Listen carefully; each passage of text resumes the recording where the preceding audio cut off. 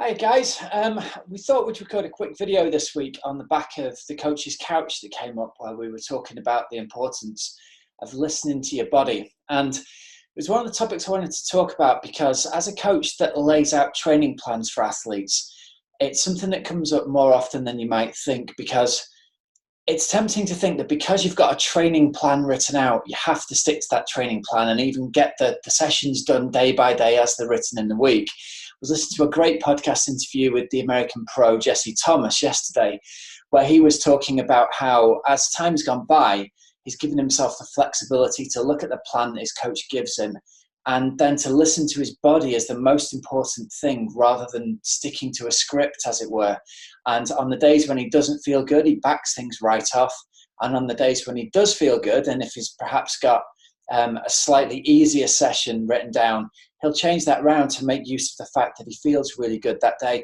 And that's something that can be difficult to accept sometimes. When we get given a plan by a coach, you think, I have to stick rigidly to this. So I thought it'd be really interesting just to talk through this and say, look, the most important thing with any of your training is to really get into the habit of listening to your body.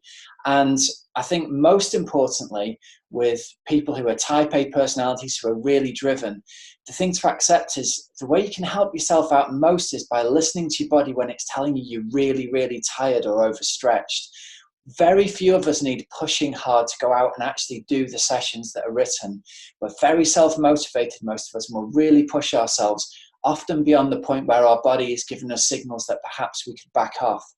And most of us will actually benefit from a little bit more rest and a little bit more recovery, allowing us to hit slightly higher peaks on those couple of sessions that really are hard and where we're pushing ourselves, and make the rest of them a bit easier and steadier.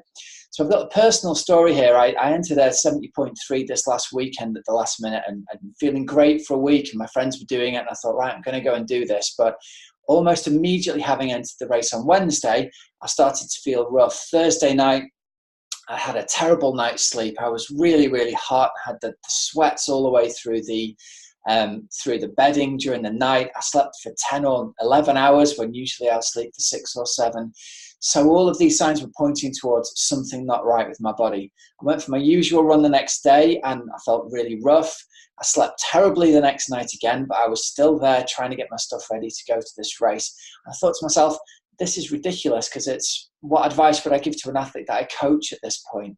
So everybody, I think, is affected by this. Everybody gets to the point where they think, right, do you know what? I really am feeling rough today. Should I train or should I not? And the answer would perhaps be obvious to anybody else, but when we are counseling ourselves, as it were, often we think we should push ourselves through and not be soft and actually just get on with things. So a couple of things to watch out for then, key signs in your body. If you take your resting heart rate every day, then that resting heart rate will very probably be elevated. The next thing to think about is how you're sleeping. If you significantly need more sleep for 1 or 2 nights, again, that's another sign that your body really needs that rest and recovery, and you'll benefit more from a recovery session or an easy session than pushing yourself on and going even harder.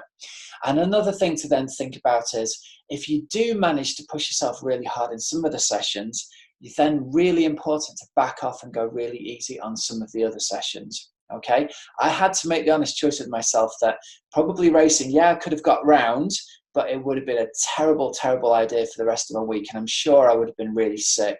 And having backed off, I still don't feel great 2 or 3 days later. So I think it was the right decision for me personally. And I'm hoping that putting this out there on a video for people to think about might just help you polarize your training a little bit at the times when you're training hard and training easy, but also at those times when you feel you might be overstretched or overreached or, you know, God forbid, even getting towards overtrained. Maybe 1 or 2 easy days might be just what your body needs to help you rest and recover, and hopefully then go on again and get to race on another day when you do feel good. All right, guys, hope this video has helped you. Talk to you again soon.